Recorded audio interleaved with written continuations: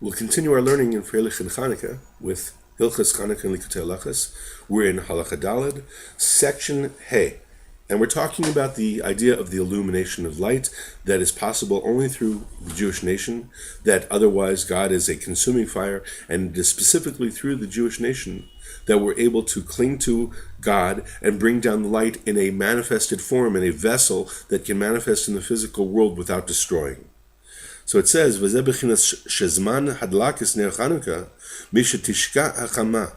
And he says this is the aspect of that, the reason why the time for lighting the Chanukah candle is specifically at sundown. Because sundown is a manifestation of a falling away of light.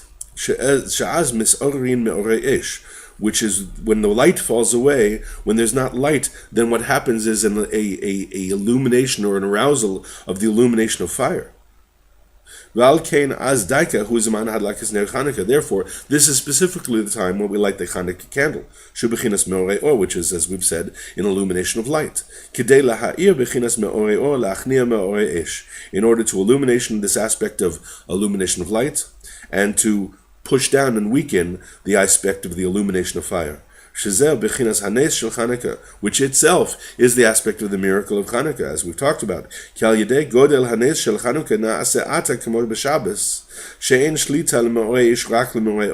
That through the greatness of the miracle of Chanukah, we now make an aspect of Shabbos, that just like Shabbos is an absolute illumination of light and a pushing down, a weakening, a conquering of the illumination of fire, so too do we have that the power of the illumination of light coming into the world.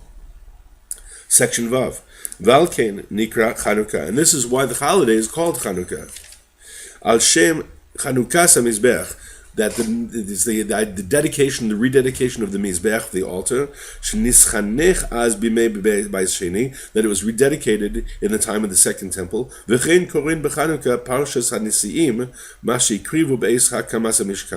And we also read on Chanukah when we daven Shachrit, when we do the morning prayers, we have a Torah reading all through Chanukah, which is the reading of the dedication of the princes, that when the original tabernacle, the Mishkan, was dedicated, that each of the princes of the 12 tribes brought a sacrificial offering that was for the sake of the dedication. So we read those during Chanukah because this is the time of this dedication. The temple itself was the Mishkan means to dwell, shochen, and it's the word shekhinah. We've talked about the shekhinah is the embodiment of the dwelling of Hashem in a manifestation that Am Yisrael can receive the light and distribute it into the world, so that therefore it is a manifestation of light. And so it's the aspect of called Chanukah, chinuch lechanech is to dedicate, and there was the aspect of the Chanukah HaMizbech, the dedication of the Mizbech, which the purpose of the Mizbech was to take a fire, consuming fire, and through it manifest a illumination of light. Because the putting up of the tabernacle and the temple itself is the aspect of the illumination of light. Because that is where the foundation place of the illumination of light. And this is the candle of Chanukah.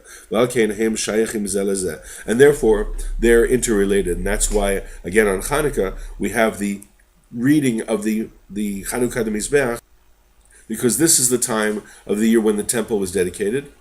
And so therefore the illumination of the temple, which is the illumination of light, which is the manifestation of God's presence in the world, and creates the vessel for the illumination of God's light, that is the nature of Chanukah. And so we see the connection. May it be that we can bring the illumination of light into our lives, to trust and know that we can connect to the Creator through the mitzvot, and especially the mitzvahs of candles.